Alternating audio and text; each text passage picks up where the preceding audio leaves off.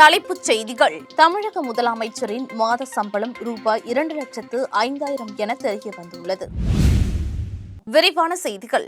ஜனநாயக நாடான இந்தியாவில் நாடாளுமன்றத்திற்கு தேர்ந்தெடுக்கப்படும் எம்பிக்கள், மாநில சட்டமன்றங்களுக்கு தேர்ந்தெடுக்கப்படும் எம்எல்ஏக்களுக்கும் மாத ஊதியம் பல்வேறு படி தொகைகளுடன் சேர்ந்து வழங்கப்படுகிறது.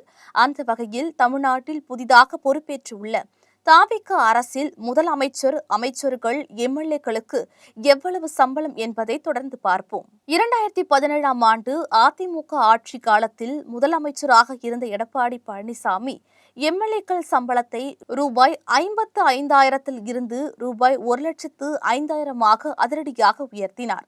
அதுதான் இன்று வரை நடைமுறையில் இருக்கிறது. எம்எல்ஏக்கள் ஊதியம் தொடர்பான விதிகள் கடந்த 2024ஆம் ஆண்டு மே மாதம் 21ஆம் தேதி திருத்தப்பட்டது. இந்த விதிகளின்படி முதலமைச்சர், துணை முதலமைச்சர், சபாநாயகர், துணை சபாநாயகர், அமைச்சர்கள் மற்றும் எம்எல்ஏக்களுக்கு அடிப்படை சம்பளம் ரூபாய் 30,000 தான். இது போக படித்தொகைகள் மற்றும் கூடுதலாக சில சலுகைகள் வழங்கப்படுகின்றன. அதை பொறுத்து மாத ஊதியம் மாறுபடும். முதலமைச்சரின் மாத சம்பளம் ரூபாய் 2,05,000 ஆகும். இது போக அரசு வீடு, கார், பாதுகாப்பு ஏற்பாடுகள் செய்து கொடுக்கப்படும்.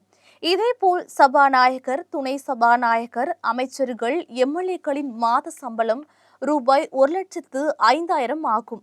அதே நேரத்தில் அமைச்சர்களுக்கு அரசு வீடு, கார் கூடுதலாக வழங்கப்படும். மேலும் மாத சம்பளம் ரூபாய் 1,05,000 மாதாந்திரப்படி ரூபாய் 10,000, தொகுதிப்படி ரூபாய் 25,000, அஞ்சல் படி ரூபாய் 2,500, தொலைபேசி படி ரூபாய் 7,500, தொகுப்பு படி ரூபாய் 5,000, வாகனப்படி ரூபாய் 25,000 ஆகியவை உள்ளடங்கும். இதை தவிர எம்எல்ஏக்களுக்கு பல சலுகைகளும் உள்ளன. ஒவ்வொரு எம்எல்ஏக்களுக்கும் இலவச மருத்துவ வசதி, பயணம் செய்வதற்கு விமானம், ரயில், பஸ் டிக்கெட் இலவசமாக வழங்கப்படும். மேலும் எம்எல்ஏக்கள் தங்களுக்கான ஒரு அலுவலகத்தை நிர்வகிக்கலாம். தேவைப்பட்டால் ஒரு நபரை வேலைக்கு அமர்த்தலாம். அதற்கான சம்பளத்தையும் எம்எல்ஏக்களுக்கு தனியாக வழங்கப்படும். இது தவிர சட்டமன்ற கூட்டத்தொடர் அல்லது துறை சார்ந்த கூட்டங்களில் கலந்து கொள்ளும் நாட்களுக்கு என தினசரி படியாக தலா ரூபாய் 2,500 வரை தனியாக கணக்கிடப்பட்டு வழங்கப்படும்.